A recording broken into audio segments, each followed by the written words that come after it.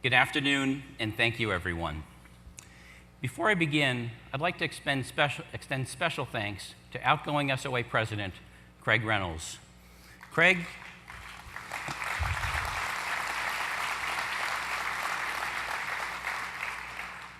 you've guided the board with a strong sense of fairness and led the SOA with distinction. Your commitment to the profession is exemplary. I learned an incredible amount from you this past year, and I truly enjoyed being a member of your team. I wish you and Jane all the best for the future. Now, I am honored to stand here this afternoon. I do take tremendous pride in being an actuary. This pride stems from the high standards the SOA sets for its designations and that we as actuaries set for ourselves. As members of the SOA, you all know that same feeling of pride, the rigor, hard work, creativity, and endless ideas that shape who we are as actuaries. I know that many people, including my own kids, have no idea what we do exactly, but they do know we do important work. They recognize that through our commitment to education, research, volunteering, and advancing the profession. We work tirelessly to inform the world of the actuarial profession and the commitment it requires and its importance in managing risk. Looking back to my college years, I learned a lot from teaching others, helping them with calculus and probability. One of the students I tutored was blind. In order to teach him, I had to learn a new way of understanding the material because I couldn't use visuals to convey mathematical concepts. This newfound perspective and way of learning was instrumental in guiding me in passing my next exam and every subsequent exam. I am a firm believer in and subscriber to lifelong learning. I am retired, yet I'm always up for learning new ideas and approaches to thinking. This is one of the reasons I'm proud to be president of the SOA, because the SOA takes the same approach to serving members and candidates by constantly innovating and determining new directions for actuaries. Let's start with the new SOA strategic plan. Over the weekend, your board approved the 2017 to 2021 strategic plan. It's exciting to have this opportunity in my year as president to steward over this renewed mission and vision for the SOA. I look forward to continuing the work with predictive analytics, diversity among the profession, collaboration with the other actuarial organizations, and of course, supporting actuarial education. In a few moments, I'll discuss these topics in greater detail. Visit our website to see our mission, vision, and strategy, which is described in the new strategic plan. Today and tomorrow, you can visit the booth on level 2 by the Condesa Commons to walk through the key parts of the strategic plan. You can also see the accomplishments achieved under the previous plan. You will receive a copy of the new plan with your December print issue of the Actuary. There is a reason why we call it a strategy map. The map focuses on actuaries' knowledge, perspective, insight, and influence. It strengthens our resolve when making decisions. It guides us when communicating with you, our members, and all of our stakeholders about how these decisions advance actuaries as leaders. It's important for you to understand the strategic plan as it guides our path going forward as an organization. I'd like to thank those of you who participated in our many listening tour events as we gathered member feedback on what you want the SOA to accomplish. The innovation and direction of the strategic plan is entirely inspired by the innovation and knowledge of you as actuaries. Actuaries have always been innovating. For example, early in my career, actuaries developed products and investment strategies when interest rates rose dramatically. Midway through my career, actuaries developed products to allow consumers to participate in rising equity markets with some risk protection. Today, they're developing products to deal with low interest rate environments. As actuaries, we are involved more than ever with risk management. As companies prepare their own risk solvency assessment reports and implement principle-based reserves, there will be increased pressure. Management will want to tell a positive story. Regulators will want to hear a realistic, conservative story. Both groups will become increasingly reliant on the integrity of actuaries. Innovation and evolution are necessary to address the challenges actuaries face today. We also need to be stellar communicators. Top-notch actuarial solutions are only as valuable as our ability to make these concepts clear. Too often, great ideas are ignored because they weren't carefully explained. Is it your role, the SOA's role, or your employer's responsibility to improve actuaries' communication skills? I believe it's important enough to be a shared responsibility. Good communication skills are a must for actuaries if they want to get or keep their seats at the decision table. Another example of an important innovation for actuaries will be to develop products to meet the need of retirees, who for the most part can no longer depend on a defined benefit plan. Retirees seem unwilling to put their life savings into payout annuities, but there should be other solutions that provide protection to outliving their savings.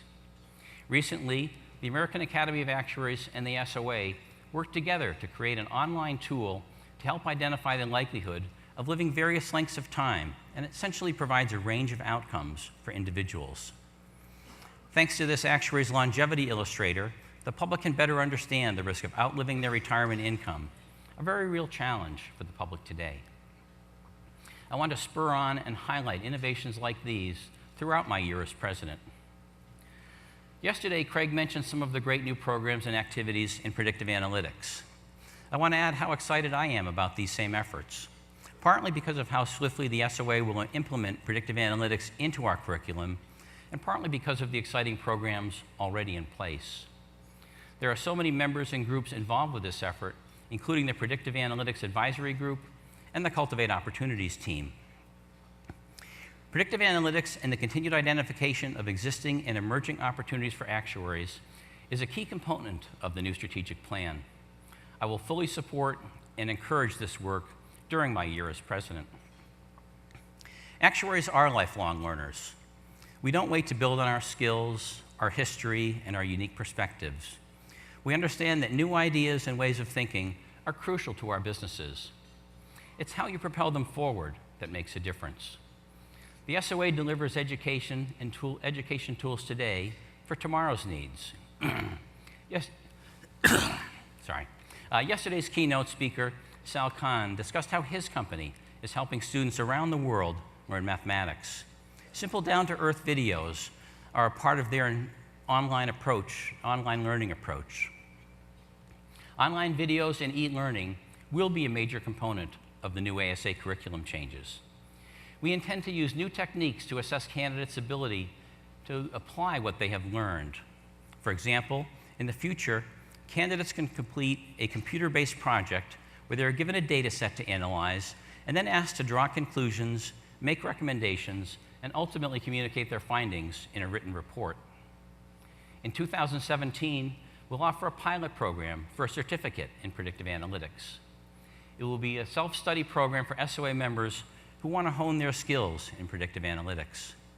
The pilot will be open to a limited number of fellows. This program is an important example of how our organization continues to explore new learning in order to expand opportunities for actuaries. We will analyze the feedback from the pilot, learning from the participants, and then forge ahead in the direction that meets the education needs, that meets the goal of educating actuaries and expanding their opportunities. Earlier this year, we announced curriculum changes for the ASA designation.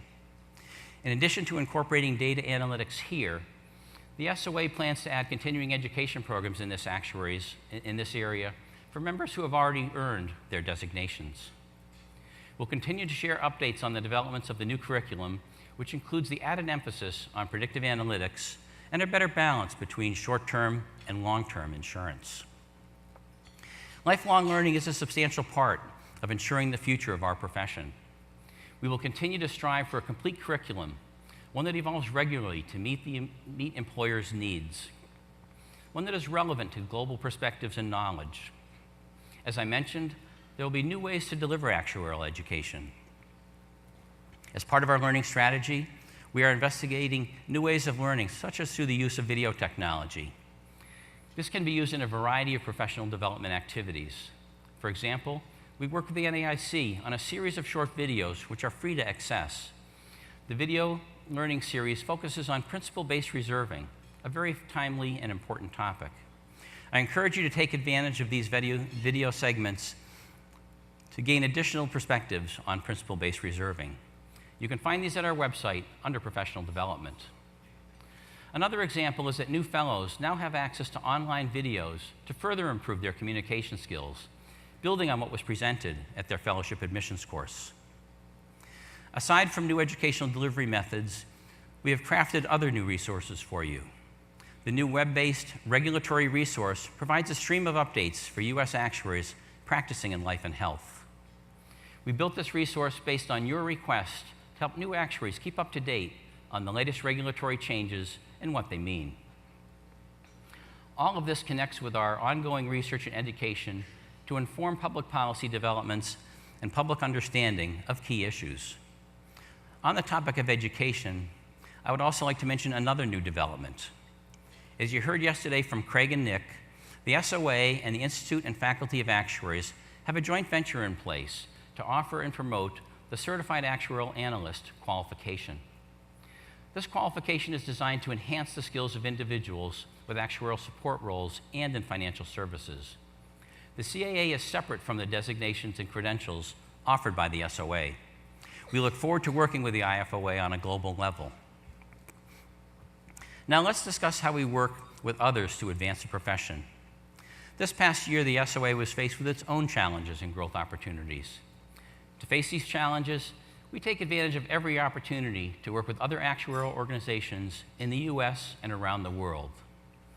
We don't always agree, but the dialogue is meaningful, thoughtful, and most importantly, entirely about what is best for the future of the actuarial profession. I have built good relationships with the elected leaders of the other US actuarial organizations and the Canadian Institute of Actuaries.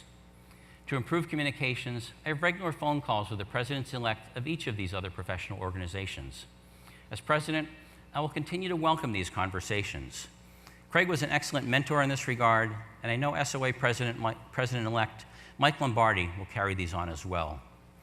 The profession's elected leaders work together as a group to support you as actuaries and to make our profession stronger. In particular, I'd like to thank Nancy Braithwaite, incoming president of the CAS, Bob Berline, who will soon become the Academy's president, and CIA President Dave Dixon. All three have made a difference as we continue to improve our relationships with these important organizations, and they are with us here today. As a great example of where collaboration has worked well, in the very near future, the SOA, Academy, the CIA, and the CIS will release the Academy's Climate Index, an objective measure of severe weather conditions in the US and Canada, reflecting the actuarial perspective. The actuarial profession and the SOA face another challenge: inclusion and diversity. Craig provided a fine explanation yesterday of why this is so important for the actuarial profession. I won't reiterate that today, other than to say that I completely agree. In terms of supporting the profession as a collaborative effort, I want to express the importance of encouraging and supporting others to join our great profession. Last year, the board approved the formation of the SOA Committee on Inclusion and Diversity. This action set an important precedent moving forward. I plan to promote this during my year as president. From a personal standpoint, my own family is quite diverse, so I know how the diversity of thought can grow your sphere of understanding and grow your business. I recognize firsthand the importance of what our organization is doing to increase the diversity of the profession and welcome and include candidates from all members and groups. To attract the best and brightest, the pool needs to encompass everyone. We do have our work cut out for us. We must strive to improve our outreach through all of our diversity efforts, including those championed by the Actuarial Foundation and the SOA-CAS Joint Committee on Career Encouragement and Actuarial Diversity. As Craig mentioned yesterday, we will learn a great deal about the next steps from the results of a new study sponsored by the SOA, CAS, the IABA, and the Actuarial Foundation to determine barriers to entry and pursuit of the actuarial profession. As part of the study, we will speak directly with the underrepresented through online surveys and focus groups. I expect we will develop a better understanding of the key issues. We will apply this knowledge as a profession to determining new ways of increasing the number of candidates from a diverse array of underrepresented groups. I am excited about the prospect of finding new and diverse candidates interested in the profession, and I look forward to them becoming actuaries and taking on new roles. Many of these actuaries may decide to volunteer and give back to that profession through the SOA and other organizations. I've been volunteering for the SOA since the beginning of my actuarial career, especially with education and exams. As soon as I began volunteering, I knew I was part of something special. I was afforded the opportunity to help improve our programs on professionalism, build my own professional network to advance my career, and along the way, I gained a great number of lifelong friends. My passion for supporting the mission and vision of the SOA has continued throughout my career. But the SOA succeeds only with your participation. So, what is an engaged member? This year, you may have participated in a new member recognition program. This program gets personal. It tells you how many points you have earned through volunteer and engagement activities with the SOA. Many of you were given a token of appreciation from the SOA based on those points. For instance, I received this indispensable phone charger. I do have a lot of phone chargers, but this SOA branded one is clearly my favorite. I don't know about you, but I find having backup power for my phone has become an annoying but necessary luxury. Now, I can't figure out why I'm a half a point short of the maximum for reaching the 67 points. I'm hoping that by mentioning this program, I will earn my extra half a point right now. All kidding aside, it proves we all have a giving, albeit competitive spirit, and all of your hard work as a volunteer does indeed make a difference. As always, we will make sure you have plenty of opportunities to engage with the profession, to both increase your participation points and, of course, enhance your own career. What I like about the program is that it isn't all about the SOA. It's about you. The end goal is to help support your career and level of engagement with the profession.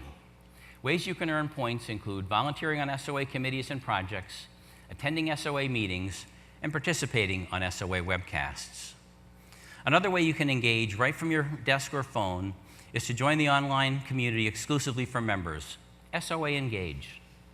In addition to joining conversations with other actuaries in your practice area, you can engage with SOA research or provide input on the latest issues and initiatives. You can also provide career advice and guidance to candidates in their online community. I can tell you that from my visits with candidates and students through Candidate Connect, networking events, and university outreach visits, it's very gratifying to answer their questions and offer your advice and mentorship. Few things are more rewarding than helping a new candidate land their first actuarial position. A point of pride for me is how we as volunteers are taking on new socially relevant projects such as mortality and longevity, climate, and health. We are here to make a difference. For example, the SOA analyzes health findings on the ACA. We will release studies on public and private financing of catastrophic risks. We will work with the Human Mortality Database, which spans 38 countries. We will develop a U.S. public pension plan mortality table study for 2018. And there is much, much more. Your insights and participation are important to supporting the profession. I will do my best to let the world know of your ambitions and accomplishments. Thank you for this opportunity to represent you. I look forward to the year ahead, and I'm confident the SOA is on the right track to help lead our profession forward. I appreciate your confidence in electing me. I will not let you down. When you see me in the halls, receive one of my emails, or read a post on SOA Engage, please share your thoughts and comments with me. To best represent you, I need to hear from you, both the good and the bad. Criticism can initiate discussions that often lead to the next great ideas. I respect and appreciate what you have to say, and then look to you to help me with the organization's path into the future. Thank you very much.